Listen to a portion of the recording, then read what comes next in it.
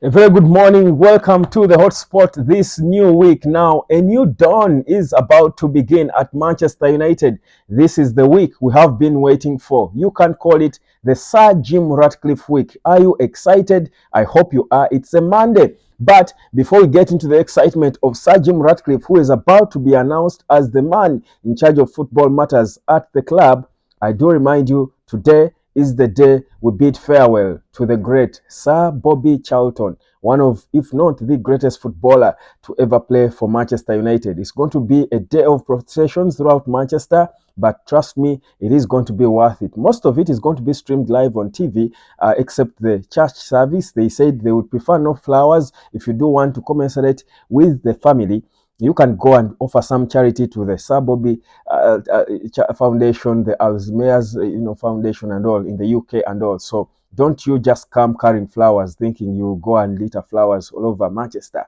The family says they would prefer not to have flowers, but rather if you have anything to do with eulogizing and of course showing your support towards the family, take it to those charities that Sir Bobby Charlton really supported himself. Rest in peace, Sir Bobby Charlton. Now, after today, it is obviously not going to be happening today because of that.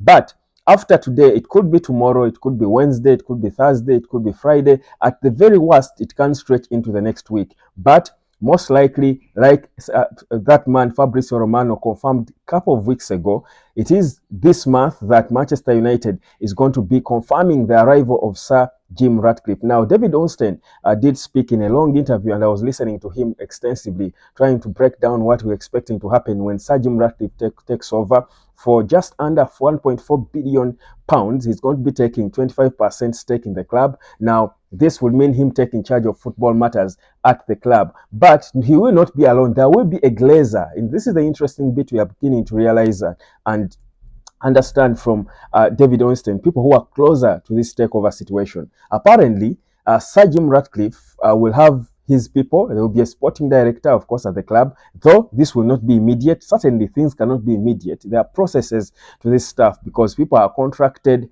people have terms, but also before you fire people, you've got to assess them and see how they are performing before you do that. But also, John Matter, and certain people have been feeling like John Matter should go because he's been the CEO of the club. But Matter has been in charge of both football and financial matters. And the financial matters have been growing in leaps and bounds. They have been amazing. But as it is the new terms, because it could be separated, because they will be separated and split. So Sir Jim Ratcliffe and whoever he comes up with will be in charge of the football, most likely a director of football. There is talk of Paul Mitchell and all. But the commercial side will still be with the Glazers. So does it mean John Matter will just break off from the football, which he has no clue about, and concentrate on the money, or will he leave the club altogether? We don't care. All we want as fans is to see him not in charge of the football, because I think that is where he has failed badly. But so going back to the week, so the new, according to David Ornstein, the new style and what Jim Ratcliffe is said to be operating under is quite interesting. And by the way, I do hope you've subscribed. I do remind you to subscribe if you haven't. It's so important. Please do, because my existence here depends on that subscription of yours, but also you liking and sharing this video. But anyhow, let's continue. So there will be 3 guys, including a glazer, who will be running the football, the sort of a board, a panel that will be in charge of the football matters at the club. Now, does that mean the Glazers are completely out of the football?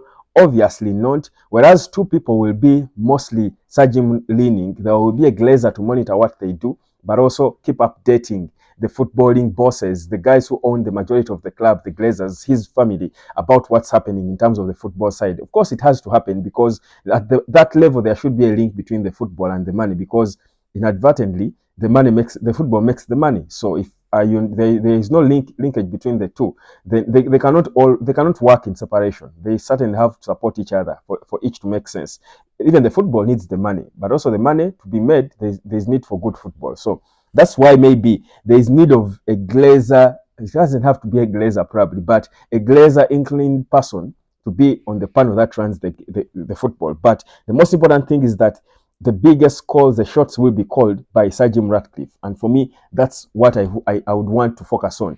But yeah, so that's what we expect to happen this week. There will also be We expect changes in terms of other people around, of course, Ten Hag, but even Ten Hag himself will have conversations with Sir Jim Ratcliffe. Those may not be immediate this week. So for this week, what is going to happen is that confirmation that Sir Jim Ratcliffe is in charge of football matters. That is what you should expect. Don't expect Ten Hag to be sacked this week. Don't expect John Mata and Richard Arnold to be sacked this week. Don't expect players to be bought or sold. The transfer window is not even open. So we need some bit of time until January. And I do want to beg United supporters to give this process time. Let's just watch and observe and understand what exactly these guys are doing and see how it makes sense, because it's odd in itself. I think it's unheard of for someone to come and buy 25% of a club for 1.4 billion, and he's just taking charge of football, but there's a Glazer still embedded. It's a whole confusing scenario, and we need to give it time to understand it and see how it works. It can work or it could fail, but either way, for the Glazers, they are winning, because if it works, I mean, they will get credit because they'll get more money. Because if the football matters are doing well, if football is being run well and United is performing, that obviously means more money for the Glazers. If it doesn't, obviously, they will go like, well, this is what you wanted. You felt we are not good enough to run the football. We brought someone, the richest man in the UK, to run football at the biggest club in the UK, and it's still not working. So the Glazers will be exonerated. Or at the very worst, if it doesn't work, people will still go and attack the Glazers because of course, the dislike everyone has got towards them, or most people have got towards them. So it's going to be an interesting situation to see how things unfold with this new style of management of the club. And it just shows you how badly we've been doing, that we are needing to invent a certain way of management, a new way of management, to ensure that we help this club out of the dungeon under which it's sinking. So for me, I'm excited for what's about to happen. But basically, that's what is about to happen this week. And that's what you should expect. Expect Sir Jim Ratcliffe in, but processes will be followed if any changes are going to be made. Processes are going to be followed. They will take time. We might go into January. It could even end. The January window might even end without us having any significant changes at the club. Without any significant changes at the club. So expect that this week. Well, is it exciting? Maybe, maybe not. For me, I'm excited to see that there are new people who are going to be in charge of football. For me, that's the excitement I have.